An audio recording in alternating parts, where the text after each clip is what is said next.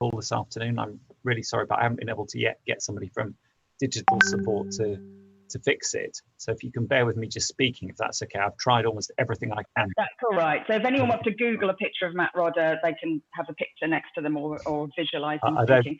So Matt, you're the MP for Reading East. You're my MP actually, and I know you're concerned about Brexit and the ongoing negotiations, and you have been pressing the government on a number of issues, including the settled scheme. So can you just tell us a bit about how you're representing the 7,000 EU citizens in your constituency of Reading East? Well, there are a number of things that I'm doing at the moment, Maddie, and thank you very much. And I'm really sorry about this picture, although it's not really worth having anyway. So the first thing that I'm doing, obviously, is to try to stand up for residents and anybody else who's concerned about Brexit, and the debate this afternoon and this evening is an important part of that. I should just say that we're on the committee stage of the UK Internal Market Bill. I spoke briefly on Monday when it was at its second reading. There are various amendments being considered, and it sounds as though we may be voting about 8 o'clock, but there's still some discussion about when exactly will happen. So if a bell starts to ring in the background, that's me being called to vote, and I'll have to pop out for that. I'm also not clear if it's one vote or more than one vote, just to let you know. So there may be some time when I'm out of the meeting, but I'll obviously try and come back. So the things that I'm doing, first of all, are to just represent people in Parliament and raise concerns, but more specifically in terms of people's residency rights. I've been meeting with ministers about it. I've been raising problems that individual residents have, and also issues that are more widely spread across the community. So, for example, the problem of people who don't have a complete record of their residency in the UK, that they've obviously been here, but maybe they haven't got a pay slip, or they perhaps don't have a full set of bills or other things of that type. So on both those fronts, I am talking about individual, unusual cases and the more generic standard problems that people have. Lack of evidence is one issue.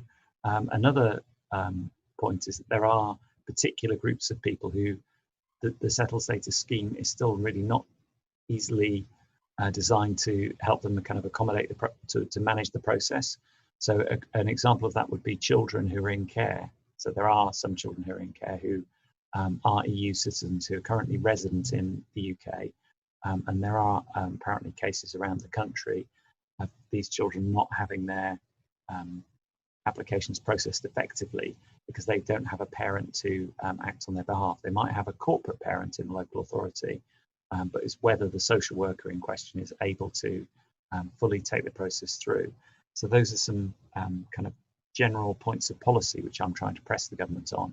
And I've either spoken in Parliament and in some cases met with ministers to raise those specific points. The kind of response I've had, and the last time I met a minister was about 2 weeks ago, and the kind of response I've had from them is a sort of grudging acknowledgement that there are some problems with the settled status scheme, but not really a full understanding about how difficult it might be for people to access it. And certainly not, there doesn't really seem to be a full understanding of the level of difficulty which people face, and the fact that they've got to live their everyday lives while carrying out this bureaucratic process, which is really quite onerous and can take quite a bit of time. And the nagging concern, which I've had from some residents, that if they don't complete the process, they might have to pay out a very large amount of money to gain full citizenship. And whilst some people are able to afford that, others may not be. And that in itself is also quite a lengthy and complicated process to navigate. I should also say that I've been working with Caroline Goipers and various other colleagues in Berkshire for Europe to support the cafes that you've been running. And I think that you're providing a really good service for lots of people.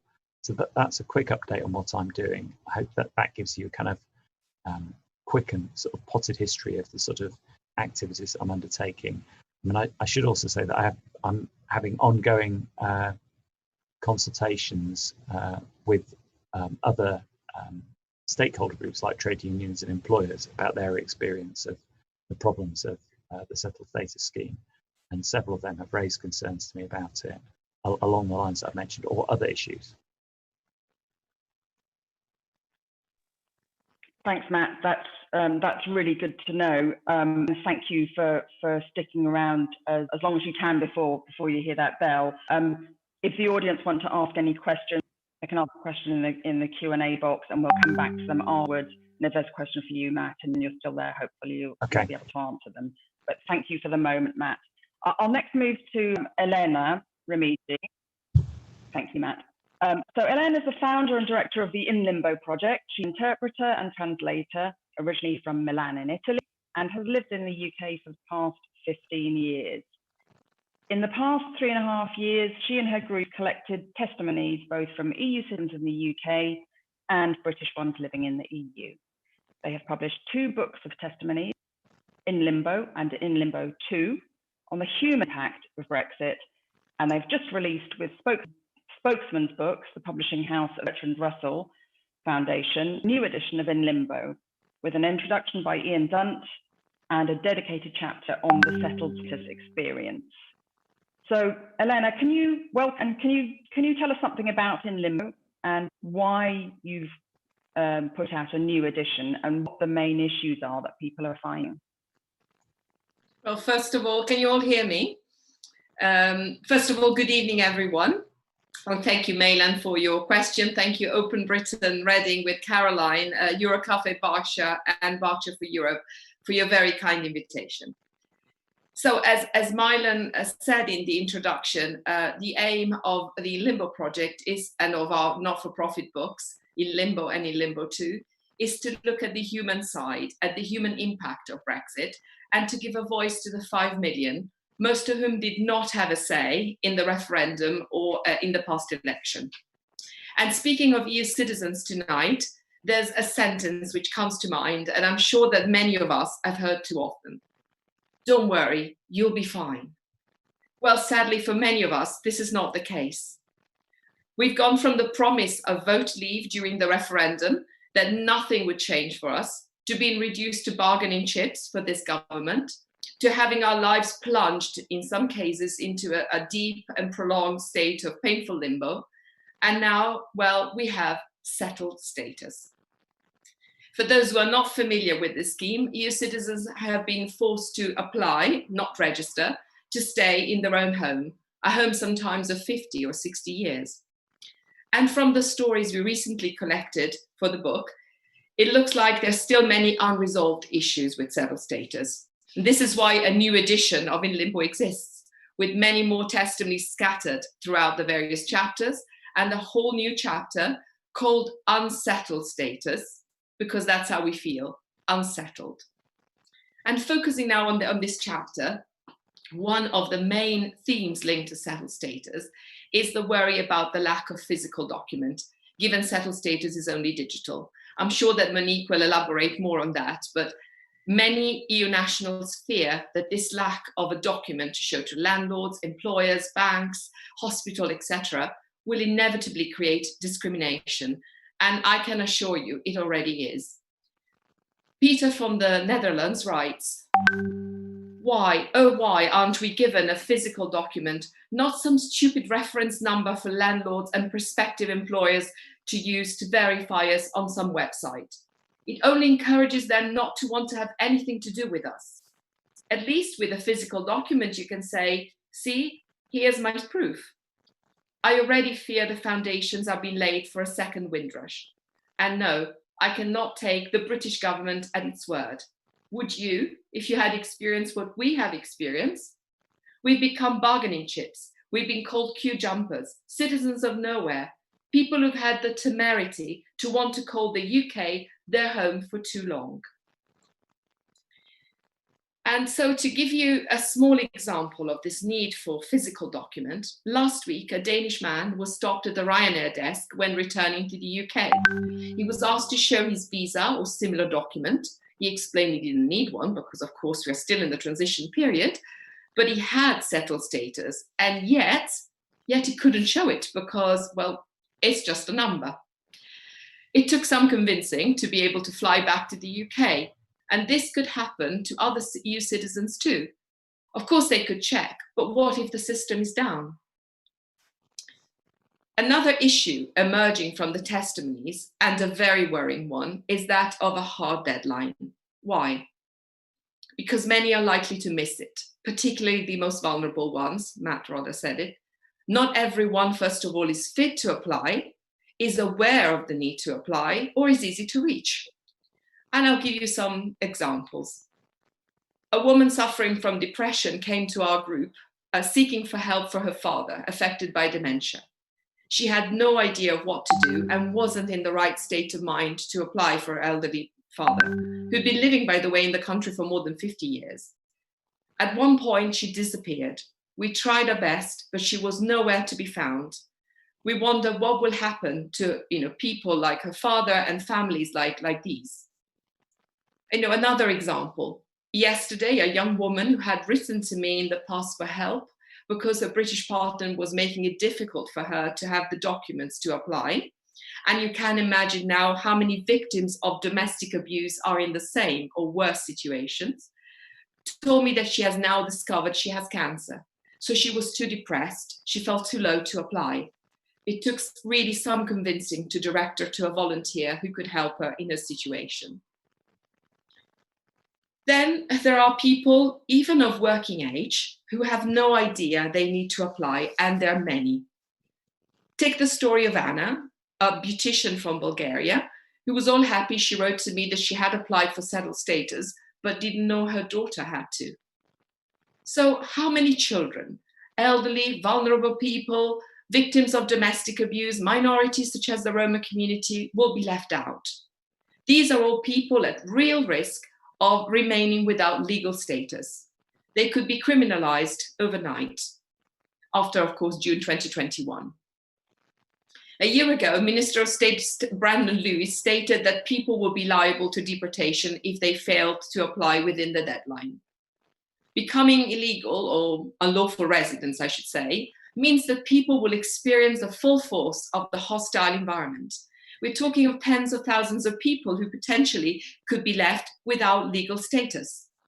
So now the serious implications of the settled status are here under our eyes to see. And unless we do something, we will slowly but inexorably head towards a new and much bigger windrush. Yvette Cooper called it a windrush on steroids. In January, we were reassured there will be no automatic deportations. I'd like to, pause a moment, and we've gone from nothing, would change for us to speaking of deportations. Isn't this normalization of the language frightening? And after these reassuring words, should we also be grateful for not having automatic deportations? The reality is that those who fail to apply won't be able to access the NHS, apply for jobs, rent, so they will have no choice but to leave or self-deport. So settled status hasn't really reduced the anxiety people felt before the scheme started. Many also worry that by having to inform the Home Office of any change when they move or their passport expires, they will have to start a lifelong relationship with the Home Office where mistakes could happen. Imagine the vulnerable ones, for instance, dealing with this over the years. How is this going to work? And these mistakes could lead to problems similar to those the Windrush generation experienced. Take the case of Ellie, who I'm sure is here tonight listening, a Dutch national of 78 living in the UK for more than 50 years, who first struggled to get a permanent residency, then had to convert PR into settled status, then had trouble with her married name, and then when the nth hurdle was overcome, she realized that the Home Office had changed her picture not once, not twice, but 3 times. Imagine the concern. She now checks every day, and she's currently seeking to apply through the Windrush scheme because at least she can have a document. Should she have been put through this at her age? I really don't think so. Many elderly people also wouldn't be able to cope with this sort of pressure. So they said that nothing would change, but here we are. A lot has changed for us. Our trust has gone as well. And how can we trust a government which wants to breach international treaties? It doesn't bode well, does it? So these are some of the issues you will find in our new edition of In Limbo. But now, and I would like to speak to our British friends, I would like to say that In Limbo is also our love letter to Britain, a letter to a country which we've called home, sometimes for many years, and now we see taking a very dangerous path. And I would like to read some words from Ian Dunn's introduction. He writes, "If you listen closely, you will hear the heartbreak of those who were distanced from a place they felt they belonged to, who were ensnared in a bureaucratic machine they had not consented to, who were betrayed. But you will also hear something else, countless stories of love and affection, of people going out of their way to help their friends and family in the face of administrative indifference, or those who found bonds of solidarity in the face of a system which had turned against them. You will find the best of the human spirit." So this is why, dear friends, we now need, all your support, all the support you can give us to make our voices heard. I will say more in the question and answers, but the moment our voices are no longer heard is when a new Windrush could happen under our eyes, under our noses, in total silence, in total indifference.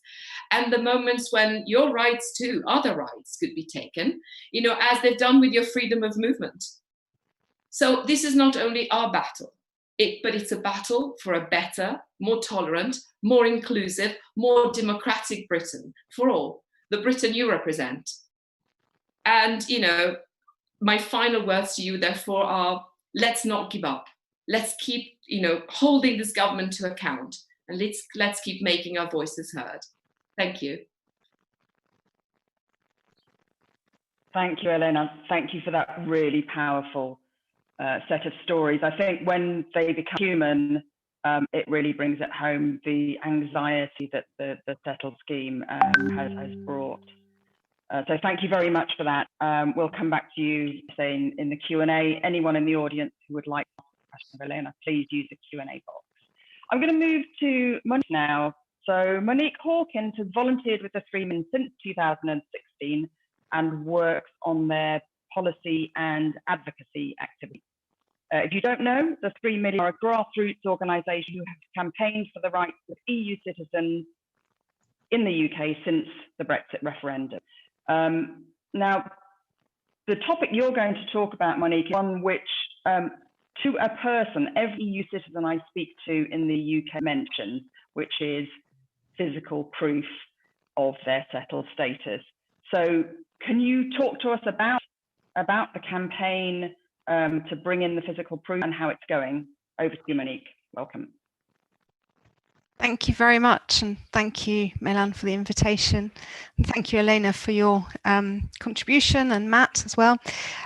Yeah, so the 3 million, we campaign on, as you know, free movement is ending.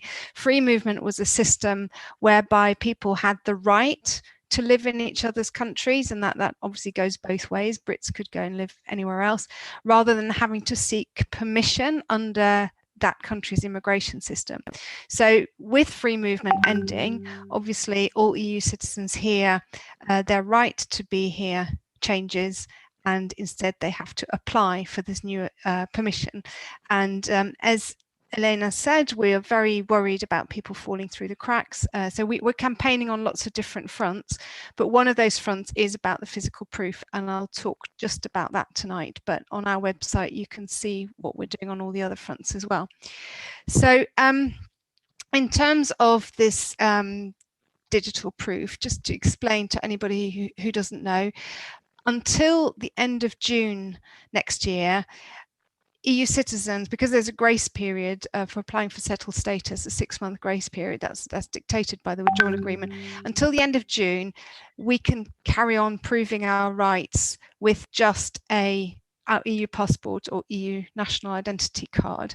And in fact, no landlord or employer is even allowed to ask us for our settled status.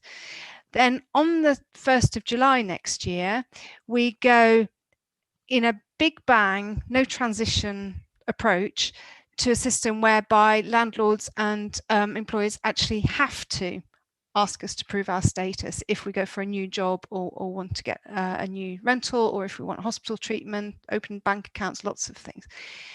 And when we have to prove that status, the only way of doing that will be via a not particularly straightforward digital method. So there's no transition at all. Now, I'm not against digital systems per se. I mean, I really like the fact that I can pay my car tax online. I did it yesterday. But the point is that all the things that you can do online currently, there's a backup for. So even when I paid for my digital car tax, it says underneath it, you can also go to the post office to do it, because it's recognizing that although it might work for 80%, it might even work for 90% of people, it's not acceptable to sort of take that minority for whom it doesn't work and just go, oh well, never mind about them.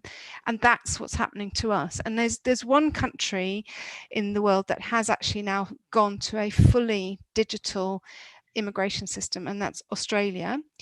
But they had a period of 8 years where people could get a physical backup for free, and then they had a further 3 years where people could get a physical backup, but they had to pay for it because obviously they were trying to phase it out.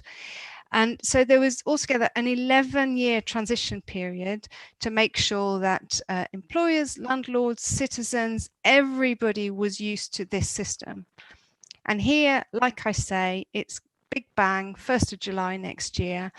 And what I'd like to do now is to just talk through some of the problems and the vulnerabilities of this. And I've got an image which hopefully can be shared. So somebody will have to tell me once you can see that, because I can't tell.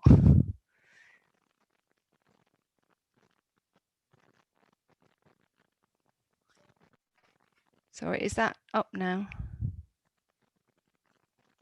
No? Well, never mind. I'll just, I've got an image that sort of shows 5 cogs, and it's kind of denoting all the various moving parts of a digital check. Yeah, okay, don't worry. And so this image, it's just 5 interconnecting cogs, and it's not trying to describe the process from start to finish, because that's lots and lots of steps, but it shows all the components that all have to work. So for a start, the applicant needs to have access to the passport that was linked to the status. So if they got status years and years ago, say, we're talking in the future now, and well, for example, consider a baby now whose parents get status for that baby, and they link the baby's current passport to that status. Over time, that person grows up, renews his passport, and maybe doesn't realize that every time they change their passport, they have to, like Elena said so beautifully, they've had to start a lifelong relationship with the Home Office, and they have to go and update their settled status with that new passport ID. If they don't do that, and they need to prove their status, you know, the first time they want to prove that they can go to uni and pay home fees, or the first time that they go for a job or want to rent somewhere, they've just kind of lost the key to their status. They can't unlock the proof of their status. Oh, there we go. Secondly, even if you have the right document, you need access to the email and mobile number that were linked to the status. And this is actually almost the biggest concern that I have with that. Again, for people who are young, digitally literate, this is fine. I mean, I do it all the time. I get sent security codes on my phone. It's fine. But imagine somebody elderly who, in fact, I helped somebody locally get settled status last year. She didn't use email at all. So I had to set up an email address for her. She didn't have a smartphone. So I can't even, to be honest, remember exactly what we did about the phone, but we got through it somehow. If she now needs to prove that status, she needs access to that email. And if you don't use email every day, that's really not particularly trivial. There's vulnerable people who get organizations to help them apply, and the organizations actually use the email and phone number of the organization. Think of victims of human trafficking or in domestic abuse relationships, who where somebody controlling them controls that key, that email and mobile number. You know, even if they manage to get away and they manage to take documents with them, you know, their passport alone is not enough. They don't hold the key to their status. And then on top of all of that, of course, you need to always have access to the internet or, you know, good Wi-Fi. The government websites must be up and running. We've had lots of cases already where it's kind of currently not working. So that can, in the moment, cause huge stress.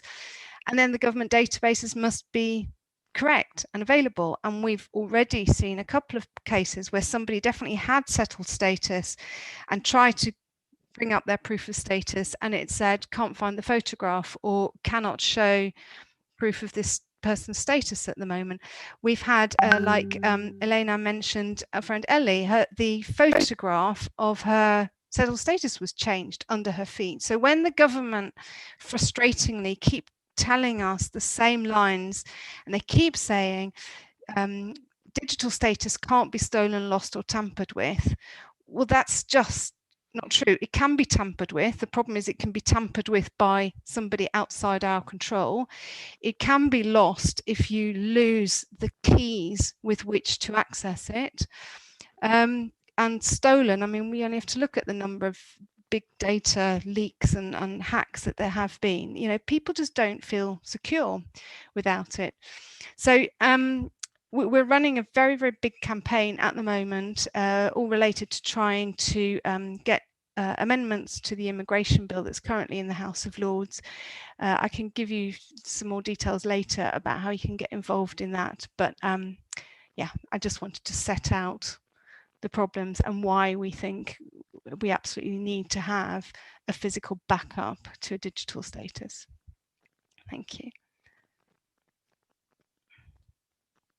Thanks, Monique. So thank you for that introduction to the Denied My Backup campaign. Like you say, we'll definitely be sending out an email to all of you afterwards, which will have links to how to contact or get involved with all the campaigns we're talking about.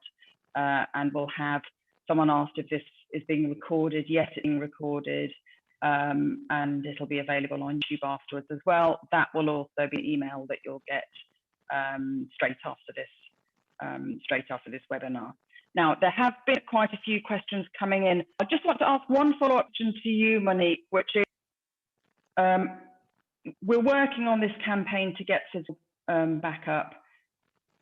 The government has said no, so what can we do, and how are we, or how is the campaign going to address the fact that the government has said no, they're not going to supply for backup?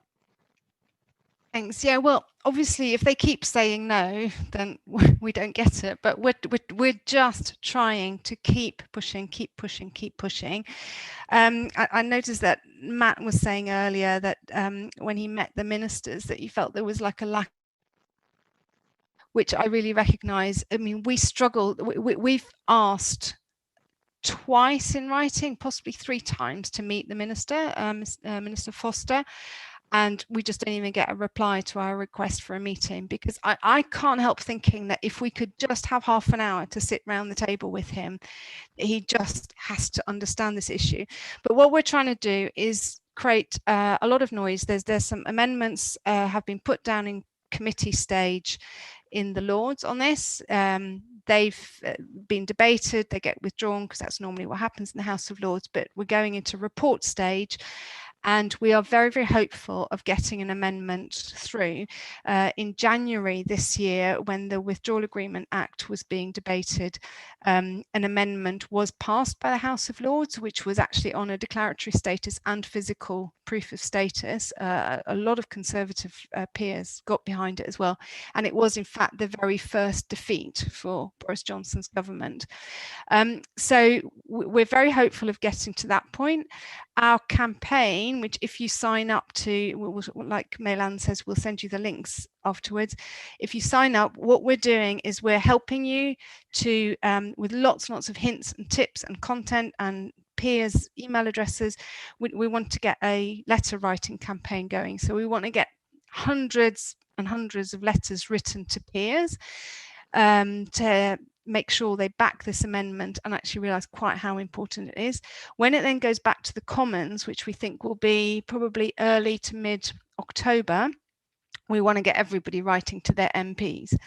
Now, with Boris Johnson's majority, it'll probably just get battered away, but by making so much noise, I just feel eventually we will get heard. Come July next year, we are going to see so many problems, and we'll have fought it every step of the way, and hopefully they'll compromise and see sense, because there is a system in place. Sorry, Milan, there's a system in place to give people physical proof, because non-EU citizens who apply to the settlement scheme already get a card. So the entire infrastructure is there. They wouldn't even have to invent anything. All they need to do is for those who request it to issue them a card. It's really simple, and it would just make so much difference to so many people. Thanks, Monique. And I see from the lively chat going on that this has resonated with a lot of people, lots of people sharing the same experiences. As we've been talking parliamentary matters, and we're lucky to have a real life MP on the line, perhaps I'd direct my next question to you, Matt, which, do your colleagues in the Labour Party, your leader, Deputy, do they share your concern? And indeed, have they got as in-depth a knowledge as you have of the settlement scheme? Because you clearly know quite a lot about it, but is it something that's discussed in the Labour Party, and how can we help to build the noise up in Parliament? The answer to the first two questions is yes to both of them. So yes, it is being discussed, and yes, there's a high level of interest and awareness. I think the way that you can help is by giving specific examples, and I think also the point that Monique made about the infrastructure already being there is a really good one to use with the Home Office. And I would suggest also, when the legislation comes back to the Commons, that you might want to think about really trying to put some pressure onto the government by targeting some of their MPs in particular, because there's a real awareness of the issues amongst some MPs, but I think maybe particularly encouraging people to write in to government MPs would probably help a lot. Great, thank you, Matt. So I'll move back to Elena now and ask. I see a lot of questions actually about technical questions. What are deadlines, and what happens about submitting passports and so on. Again, the link that we send out afterwards will direct you to sites have a wealth of information. There's the Settled organisation as well, who website, who have lots of information about the practicalities of applying. But let's focus on some of the human aspects. And Elena, how can we support your campaign, and what would you like us to do for you? Yeah.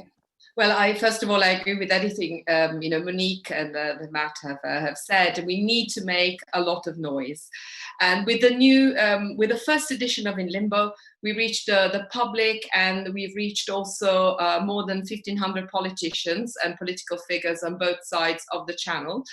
And I think that this has helped to raise awareness, of our plight. With this new updated edition with a new chapter on settled status, we would like to do the same. We would like to reach every MP or every person who can make a difference. And, so we're asking you, we are totally not for profit. I mean, all our royalties go into buying new books. We just invite you, if you can, to buy a copy, send it to your MP or to anyone you could think, could help. And this way it will be, easier to raise awareness, because I think reading a whole chapter with one story after the other about the human impact of of settled status will really help put it in perspective, make people understand through concrete examples. So my request today is this, and follow us, of course. Now you will get all the necessary links. And the books can be found, it's published by Spokesman's Books, the publishing house of the Berkshire and Russell Foundation. and they can be found on Amazon as well. And there's an ebook if you want to read it for yourself. So there's everything, and you've got the tools this way to, to make noise, to make our voices heard, as I was saying, because we weren't given one in the referendum, we weren't given one in the election. So that's, our only chance.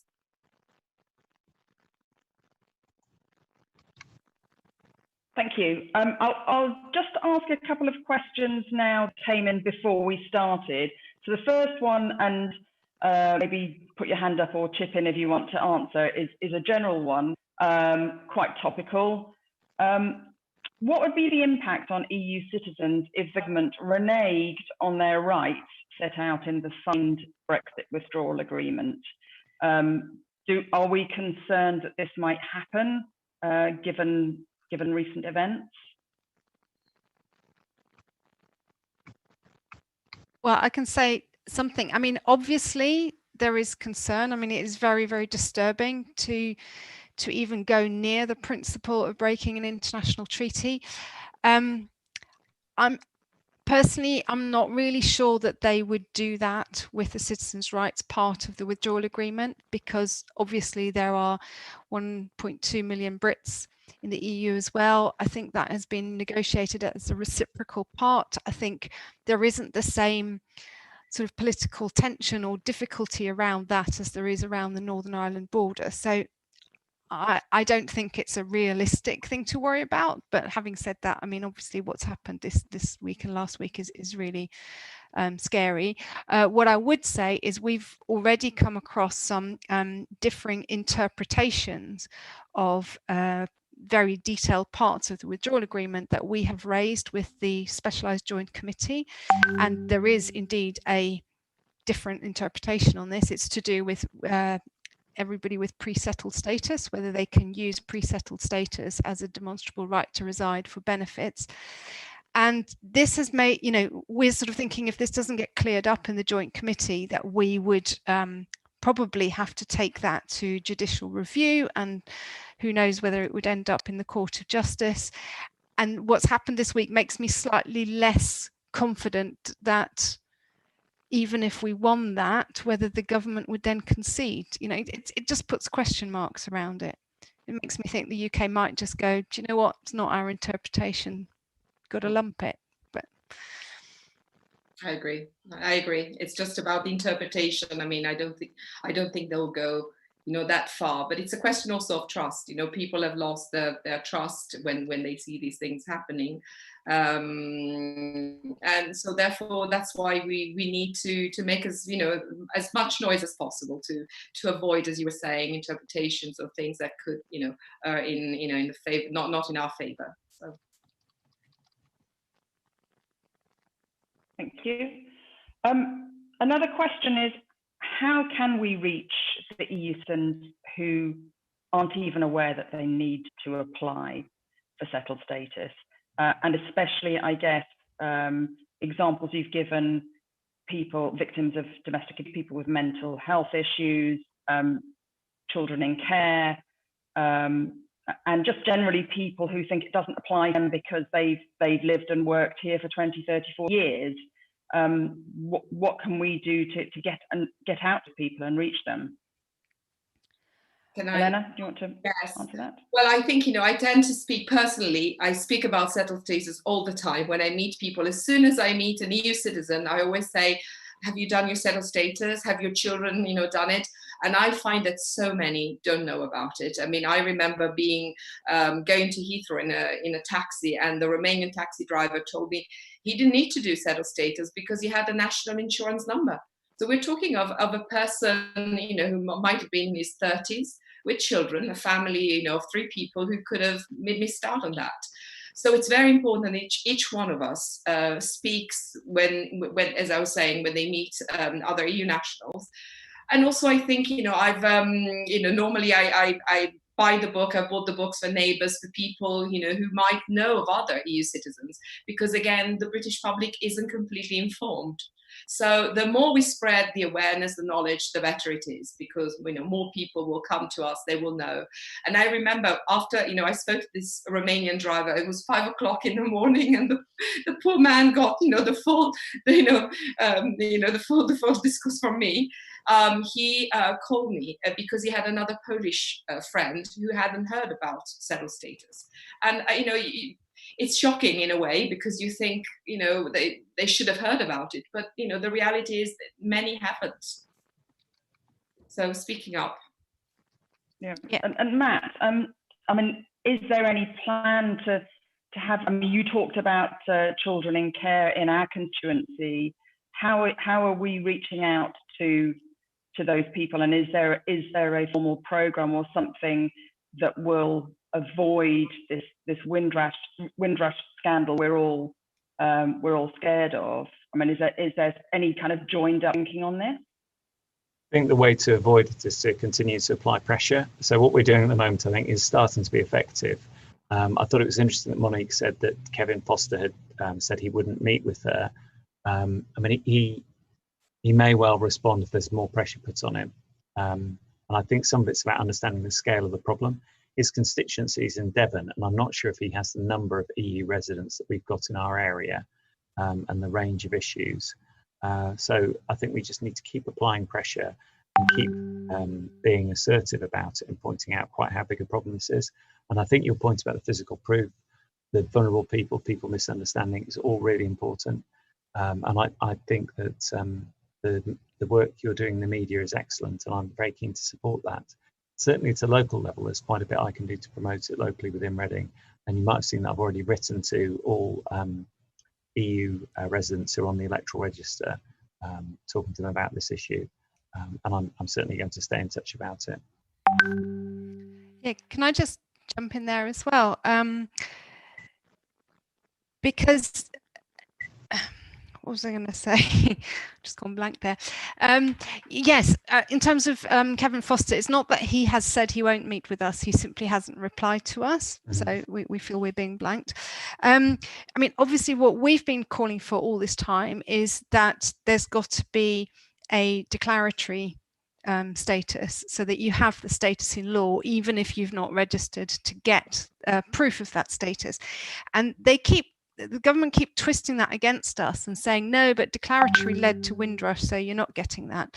But that's not what we're saying, because Windrush happened because at the time there was no incentive to register. In fact, when they did have a kind of retrospective registration process in 1988, they actively sort of wrote in their leaflet saying there's no real pressure to register. If you don't do this, there won't be any consequences. And we live in a very different world now. There's going to be immediate consequences. There is very definite incentive to register, and the efforts by the government has been pretty woeful. I mean, they've said that they've grant funded 57 organizations. Well, 57, that's kind of nothing. They've gave them 9 million between them last year, 8 million this year, and they seem to sort of think that is enough.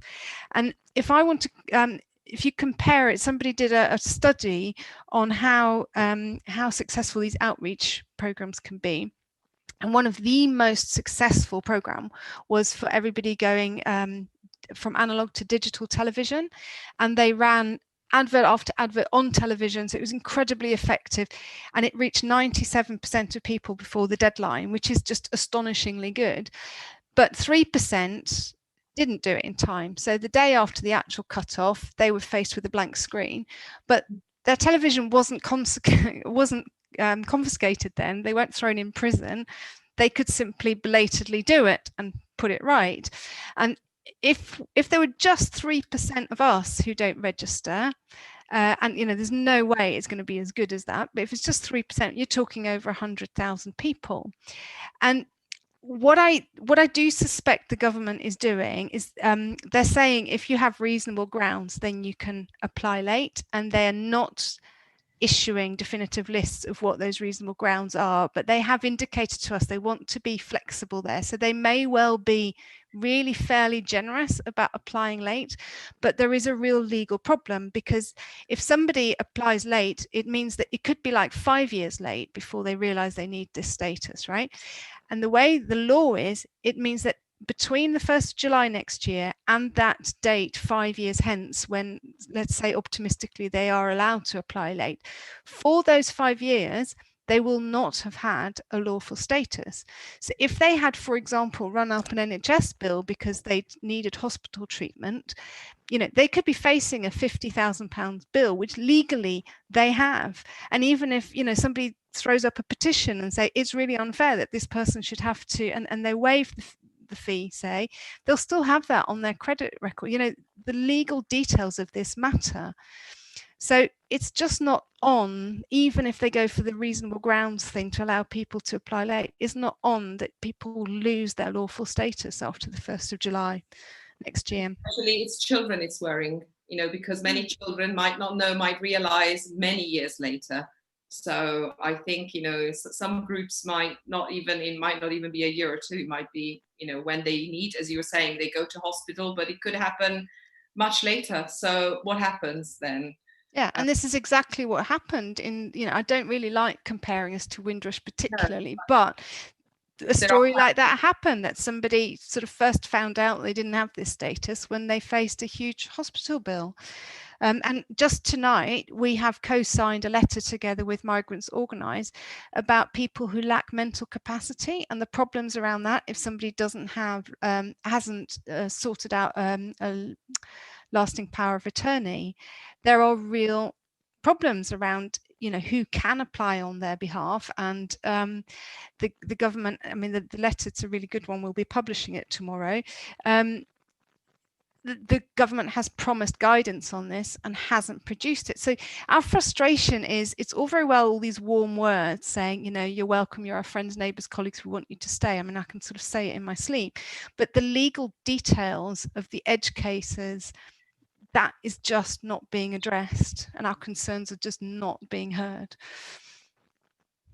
Yeah, and I think looking at some of the comments going by on chat, it's incredibly sad that a hostile environment is being created.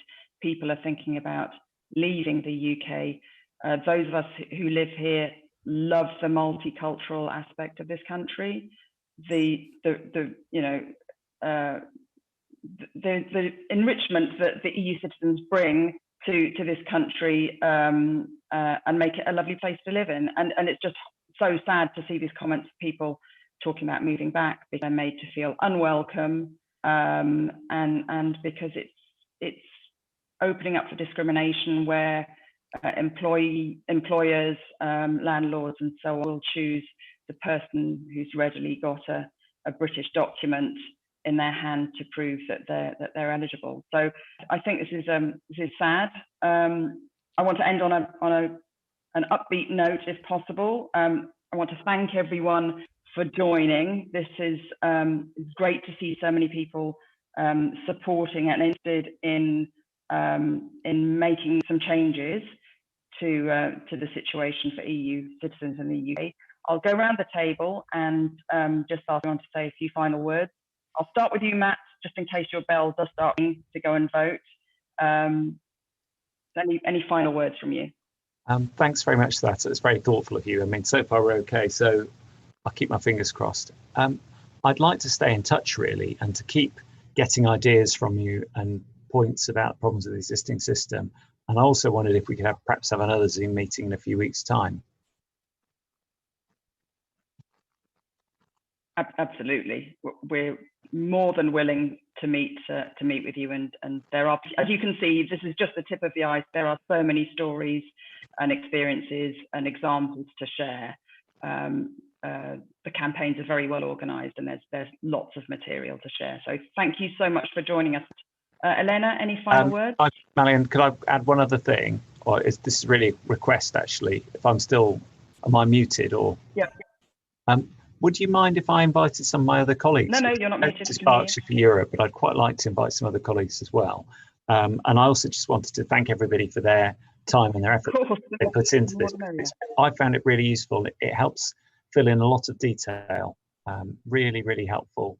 I've come across certain aspects of this, but not every single one that you've mentioned tonight. So I found it really helpful and useful, really interesting. And with a lot of these issues, it's the detail that's the really important bit. And I think we just need to be aware there's a lot of different problems out there and to try and keep campaigning on it. Yeah, thank you. Of course, Matt, the more the merrier. We want to talk to lots of people. So of course, we'll do that. Let's stay in touch. Elena, I'll hand over to you. Yes, I just want to thank everyone for the wonderful contributions. I think they're very helpful, and I hope that you will support us in sharing awareness, in raising awareness, and sharing our books. Send them to your MP, send them to whoever you think might help. And thank you for Mailen, and thank you everyone for the kind invitation. Thank you, Elena. And Monique, any closing words or calls to action from you?